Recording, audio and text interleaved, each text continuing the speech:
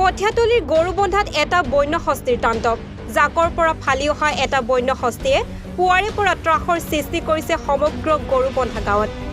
হাতীটো খেদিবলৈ বন বিভাগে চেষ্টা অব্যাহত ৰাখিছে যদিও সফল হোৱা নাই বন্য হস্তীৰ আক্ৰমণত এজন বনকৰ্মী আহত হোৱাৰ লগতে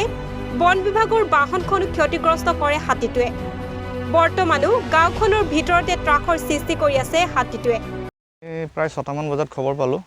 ডেকেৰুৱা বুলি গাঁও এখনত তেনেকৈ এটা সিংগুল হাতী তেনেকৈ আহি সোমাই পেলাই অলপ মানে গাঁৱৰ মাজত অলপ হেৰি কৰি আছিলে তাৰপিছত আমাৰ ষ্টাফ পঠোৱা হ'ল তাতে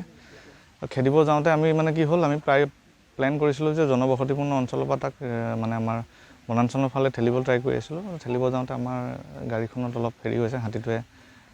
অলপমান ডেমেজ কৰিছে গ্লাছ আৰু অলপ কিবাকিবি হেৰি হৈছে আৰু লগতে আমাৰ এজন ষ্টাফো অলপ দুখ পাইছে তাতে আমি সেইখিনি জেগাৰ পৰা খেদি আনিলোঁ তাৰপিছতো হাতীটো এতিয়া আপোনাৰ গৰুবন্ধা বুলি কয় এটা অঞ্চল আছে তাৰ এটা অলপমান ধৰক হাবিতলীয়া এটা এৰিয়া আছে তাত হাতীটো বৰ্তমান অৱস্থান কৰি আছে আৰু এইটো মুহূৰ্তত আমি তাক ইয়াৰ পৰা ওলাই পঠাব বিচৰা নাই কাৰণ জংঘল এৰিয়া হয় আৰু ইয়াৰ পৰা দিনতে মানে ওলাই পঠাবলৈ আমাৰ অলপ দিগদাৰ হয় কাৰণ মানুহবিলাকে খেতিত কাম কৰি আছে কিবা কৰি আছে তো আমি ইভিনিঙৰ আগে আগে ভাবিছোঁ যে তাক ইয়াৰ পৰা ড্ৰাইভ দি পেলাই মানে ৰিজাৰ্ভৰ ফালে আমি ঠেলি পঠাই দিম বুলি ভাবিছোঁ কঠীয়াতলীৰ পৰা শান্তনু কুমাৰ শৰ্মাৰ প্ৰতিবেদন এনিভাৰত 24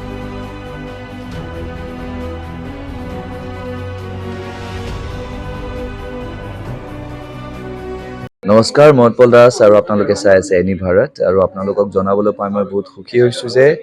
আমাৰ সকলোৰে মৰমৰ শ্ৰদ্ধা জুবিন গাৰ্গৰ গীতসমূহৰ ভিত্তিত এটা খুব সুন্দৰ ৰিয়েলিটি শ্ব' এনি ভাৰতে আয়োজন কৰিছে জুবিনৰ গানে কি আনে এই প্ৰথম ছিজনটোত অডিশ্যনছ আৰম্ভ হ'ব আগষ্টৰ পৰা অসমৰ বিভিন্ন জিলাত গতিকে মই সমূহ কলাকুশলী বিশেষকৈ যিসকল প্ৰতিভাশীল গায়ক গায়িকা আছে আমাৰ সমাজত তেওঁলোকলৈ মই এটা আহ্বান জনাইছো তেওঁলোকে প্ৰস্তুত হওক এই ৰিয়েলিটি শ্ব'ৰ বাবে আৰু তাৰিখটো হৈছে 15 আগষ্ট 2024 চন এনি ভাৰতৰ অডিশ্যন জুবিনৰ গানে কি আনে